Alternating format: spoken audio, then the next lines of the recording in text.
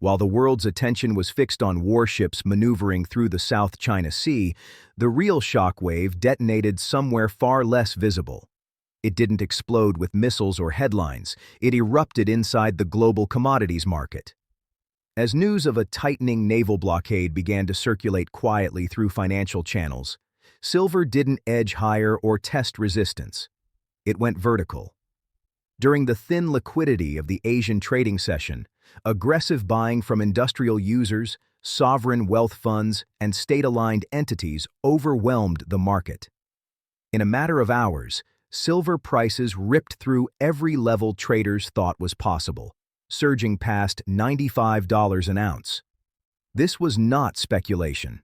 This was panic. This was the war premium finally revealing itself. This is the moment history always delivers when conflict escalates. When the first shots are fired, confidence in paper money collapses. Wars are not funded with savings. They are funded with debt and freshly printed currency. Governments don't ask permission from markets. They simply create money, debasing every unit already in circulation. At the same time, war shatters supply chains. Shipping routes close. Insurance costs explode. Strategic materials are cut off from the global economy. And in that environment, hard assets don't just appreciate, they reprice violently. Silver occupies a unique and dangerous position in this new reality. It is not merely a monetary metal like gold, nor is it just an industrial input. It is both. It is money and material. It is a safe haven and a strategic resource. In modern warfare, silver is essential for guidance systems, missile electronics, satellite communications, radar, and advanced weapons platforms.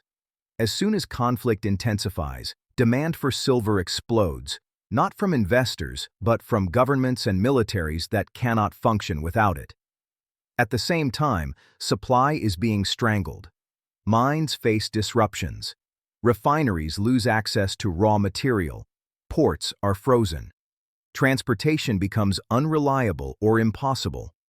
Demand surges precisely as supply collapses. That imbalance is not gradual. It is explosive. Markets are already reacting.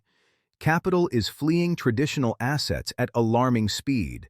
Stocks and bonds, once considered safe, are now understood for what they truly are in wartime: claims dependent on stability. In global conflict, stability disappears. Investors know this. That money must move somewhere, and it is rotating rapidly into tangible assets. Gold has already printed new all-time highs, but silver is outperforming it dramatically, just as it has done in every major crisis throughout history. Silver always lags at first, and then it accelerates far faster than anyone expects. What was once dismissed as the poor man's gold is now being recognized as the most asymmetric protection trade on the planet. The blockade discussed earlier has already frozen the movement of raw silver from mines in South America to refineries in Asia. Shipping insurance rates have spiked so violently that many vessels are refusing to leave port at any price. Physical silver is now trapped, unable to reach the factories that depend on it for production. This has triggered immediate shortages in key regions. Premiums for physical delivery have surged by 50% overnight, and in some markets, metal simply cannot be sourced at all. Availability is vanishing faster than price charts can reflect. Defense contractors are not waiting for government orders or emergency legislation. They are already panic buying silver directly from the market. Companies tied to missile systems, aerospace, and advanced weapons manufacturing understand a simple truth. Without silver, production stops. Every ounce they secure is an ounce removed from the civilian economy. Retail buyers are no longer competing with investors or speculators. They are competing with the military. And the military does not have a spending limit. At the same time, the financial system is beginning to fracture. Banks and hedge funds that were heavily short silver, betting on peace, stability, and controlled markets, are now trapped. As prices surge, margin calls are cascading through the system. Some players will not survive. This is not a technical short squeeze. It is a geopolitical one. The pressure is being amplified by fear, uncertainty, and the realization that this conflict is not temporary. Because this is not just a shooting war, it is a currency war. China has begun dumping U.S. treasuries to fund military expansion and stabilize its own financial position. That selling pressure is hammering the bond market, driving yields sharply higher. The Federal Reserve has only one tool left to prevent a full collapse: massive money creation. Trillions of dollars will be printed to absorb the shock, enforce yield curve control, and keep the system functioning. That flood of liquidity is rocket fuel for silver. War forces central banks to pivot, and that pivot destroys purchasing power. History offers a clear precedent. In 1980, silver surged to $50 during the Soviet invasion of Afghanistan and the Iran hostage crisis. Fear alone drove that move. Today, the world faces multiple overlapping conflicts: escalating tension with China, an active war in Eastern Europe, and persistent instability in the Middle East. The scale, complexity, and interconnectedness of today's global system make this setup exponentially more dangerous. If silver reached $50 then, triple-digit prices now are not extreme. They are conservative. Wartime does not stop at inflation. It brings capital controls. Governments restrict withdrawals, monitor transactions, and prevent money from leaving the system. We have already seen this play out in recent conflicts. It will happen again. Silver stands apart because it is private, portable, and universally recognized. It functions outside the banking system. It cannot be frozen, hacked, or erased with a keystroke. Cyber warfare only intensifies this reality. Banking networks, payment processors, and ATM systems are prime targets. If digital infrastructure goes dark, credit cards and online balances become useless. Physical silver does not require electricity, internet access, or permission. It works in blackout conditions. It works in chaos. That is why people are waking up, and that is why coin shops are empty. Rumors continue to circulate that China may reveal the true size of its gold and silver reserves as a demonstration of financial power. If such an announcement occurs, confidence in the dollar would fracture instantly. It would be a monetary shockwave felt worldwide.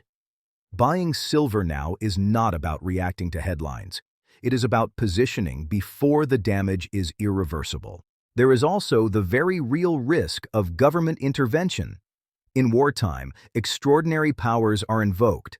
Strategic materials can be seized. The Defense Production Act gives authorities the ability to confiscate inventory to support the war effort. If that happens, the retail silver market shuts down overnight. There will be no price, because there will be no supply. War triggers a deep psychological shift. People stop trusting digital numbers and paper promises. They want something tangible. They want weight in their hands. This instinct is ancient, and it is powerful. It drives capital into hard assets faster than any model or forecast ever could. Every major war ends the same way financially: weakened currencies, higher prices, and a devastated middle class. Holding cash during war is silent destruction. Inflation becomes an invisible tax on savings. Silver is one of the few shields against that theft. Mining stocks may rise, but they carry immense risk. Mines can be nationalized. Energy costs can make production unprofitable. Supply can be cut off overnight. Physical metal avoids all of that. If you own it, no policy decision can erase it. Events are accelerating. What once unfolded over decades is now happening in months.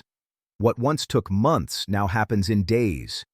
In wartime markets, there are no dips, only pauses before the next surge. Protecting yourself is not profiting from war. It is refusing to be destroyed by its consequences. This conflict marks the end of cheap goods, frictionless trade, and endless globalization. Nations are becoming fortresses. Resources are becoming weapons. In a fractured world, silver remains neutral money. It carries no nationality. It is recognized everywhere.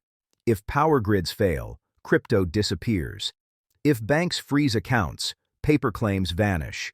Cash loses value. Metal endures. The calm is over. The storm has arrived, and silver is already responding.